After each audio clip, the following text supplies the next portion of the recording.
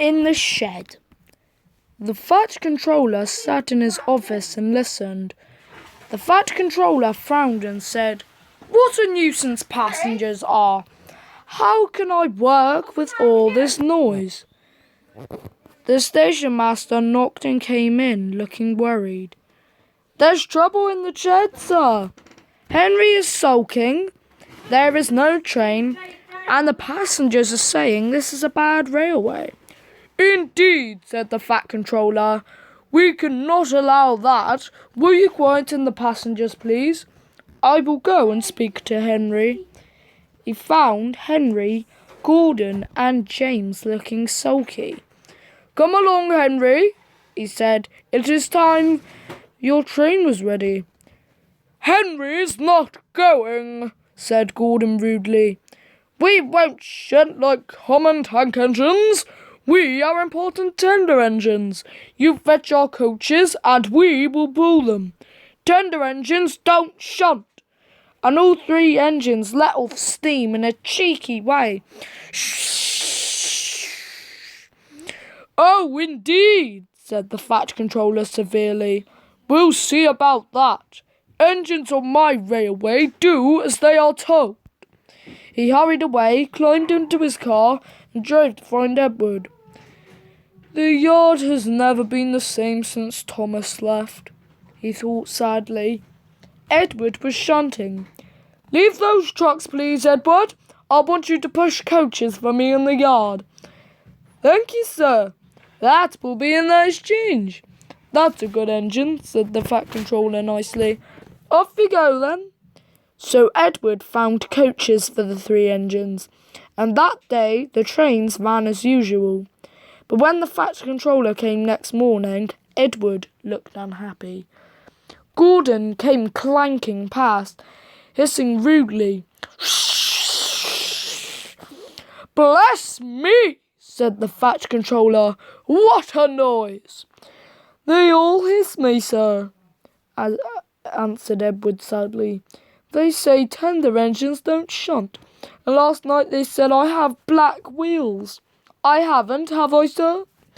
"No, Edward. You have nice blue ones, and I'm proud of you. Tender engines do shunt. But all the same, you'd be happier in your own yard. We need a tank engine here." He went to an engine workshop, and they showed him all sorts of tank engines. There were big ones and little ones. Some looked happy, and some sad, and some looked at him anxiously, hoping he would choose them. At last he saw a smart little green engine with 4 wheels. "That's the one," he thought. "If I choose you, will you work hard?" "Oh, sir! Yes, sir!" "That's a good engine. I'll call you Percy." "Yes, sir! Thank you, sir!" said Percy happily. So he bought Percy and drove him back to the yard. "Edward," he called, "here's Percy. Will you show him everything?" Percy soon learned what he had to do, and they had a happy afternoon. Once Henry came by, hissing as usual. "Whoosh!" said Percy suddenly. Once Henry came hissing as usual. "Whoosh!" said Percy suddenly. Henry jumped back and ran back to the shed. "How beautifully you wheeshed him," laughed Edward. "I can't wheesh like that." "Oh," said Percy modestly, "that's nothing. You should hear them in the workshop. You have to wheesh loudly to make yourself heard." Next morning, Thomas arrived. "The Fat Controller sent for me. I expect he wants help," he said importantly to Edward. "Shh, shh, here he comes." "Well done, Thomas. You've been quick. Listen, Henry, Gordon, and James are sulking. They say they won't shunt like common tank engines, so I have shut them up. And I want you both to run the line." "Common tank engines indeed," snorted Thomas. "We'll show them." "And Percy here will help too," said the Fat Controller. "Oh, sir, yes, sir, please, sir," answered Percy excitedly. Edward and Thomas worked to the line, starting at opposite ends. They pulled put the line. Starting at opposite ends, they pulled the trains, whistling cheerfully to each other as they passed. Percy sometimes puffed along the branch line. Thomas was anxious, but both driver and guard promised to take care of Annie and Clarabelle. There were fewer trains, but the passengers didn't mind. They knew the three other engines were having a lesson. Henry, Gordon and James stayed shut in the shed and were cold, lonely and miserable. They wished now they hadn't been so silly. Percy runs away. Henry, Gordon and James were shut up for several days. At last, the Fat Controller opened the shed. "I hope you are sorry," he said sternly, "and understand you are not so important after all. Thomas, Edward and Percy have worked the line very nicely. They need a change, and I will let you out if you promise to be good." "Yes, sir," said the three engines. "We will."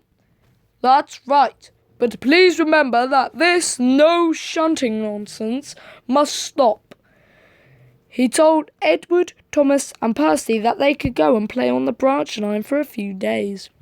They ran off happily and found Annie and Clarabelle at the junction. The two coaches were so pleased to see Thomas again, and he took them for a run at once. Edward and Percy played with trucks. "Stop, stop, stop! Stop, stop!" screamed the trucks as they were pushed into their proper sidings. But the two engines laughed and went on shunting till the trucks were tidily arranged. Next, Edward took some empty trucks to the quarry, and Percy was left alone. Percy didn't mind that a bit. He liked watching trains and being cheeky to the engines. "Hurry, hurry, hurry!" we called to them. Gordon, Henry and James got very cross. After a while, he took some trucks over the main line to another siding. When they were tidy, he ran onto the main line again and waited for the signalman to set the point so that he could cross back to the yard. Edward had warned Percy, "Be careful on the main line. Whistle to tell the signalman you are there." But Percy didn't remember to whistle, and the signalman was too busy and forgot Percy. Bells rang in the signal box. The man answered, saying the line was clear, and set the signals for the next train. Percy waited and waited. The points were still against him. He looked along the main line. "Beep, beep!" he whistled in horror, for rushing straight towards him was Gordon with the express. "Poop, poop, poop, poop!" whistled Gordon. His driver shut off steam and applied the brakes. Percy's driver turned on full steam. "Back, Percy, back!" he urged, but Percy's wheels wouldn't turn quickly. Gordon was coming so fast that it seemed he couldn't stop. With shut eyes, Percy waited for the crash. His driver and fireman jumped down. "Oh, groaned Gordon. "Get out of my way!" Percy opened his eyes. Gordon had stopped with Percy's buffers a few inches from his own, but Percy had begun to move. I want to stay here. I'll run away," he puffed. He was soon clear of the station and running as fast as he could. He went through Edward's station, whistling loudly, and was so frightened that he ran right up Gordon's hill without stopping. He was tired then and wanted to stop, but he couldn't. He had no driver to shut off steam and to apply the brakes. "I shall have to run till my wheels wear out," he thought sadly. Oh dear, I want to stop, he puffed in a tired sort of way. He passed another signal box. I know, just what you want, little Percy," called the man kindly. He set the point so Percy puffed wearily onto a nice empty siding, ending in a big bank of earth. Percy was too tired now to care where he went. I want to stop. I have stopped," he puffed thankfully as his bunker buried itself in the bank. "Never mind, Percy," said the workmen as they dug him out. "You shall have a drink and some coal, and then you'll feel better." Presently Gordon arrived. "Well done, Percy. You started so quickly that you stopped a nasty accident." "I'm sorry I was cheeky," said Percy. "You were clever to stop." Percy now works in the yard and finds coaches for the trains. He's still cheeky because he is that sort of engine. But he will always be most careful when he goes on the main line. Percy and the trousers. On cold mornings, Percy often saw cold workmen wearing scarves. "My funnel's cold, my funnel's cold," he would puff. "I want a scarf, I want a scarf." "Rubbish, Percy," said Henry one day. "Engines don't wear scarves." "Engines with proper funnels do," said Percy in his cheeky way. "You've only got a small one." Henry snorted. He was proud of his short, neat funnel.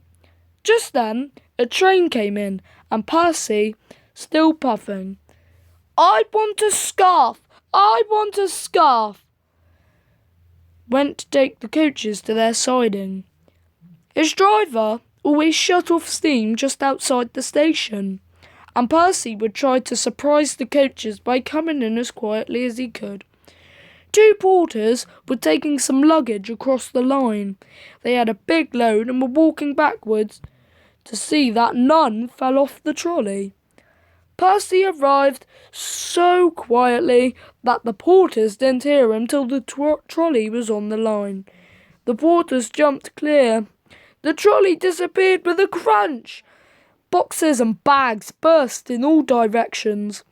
"Oh, groaned Percy and stopped. Sticky streams of red and yellow jam trickled down his face. A top hat hung on his lamp iron. Clothes, hats, boots, shoes, skirts and blouses stuck to his front. A pair of striped trousers coiled lovingly round his funnel. They were grey no longer. Angry passengers looked at their broken trunks. The fat controller seized the top hat. "Mine," he said crossly. "Percy," he shouted, "look at this." "Yes, sir, I am, sir," a muffled voice replied. "My best trousers, too." "Yes, sir, please, sir," said Percy nervously. "I am very cross," said the fat controller. "We must pay the passengers for their spoilt clothes. My hat is dented and my trousers are ruined. All because you will come to the station as if you were playing grandmother's steps with the coaches." The driver unwound the trousers. The fat controller waved them away.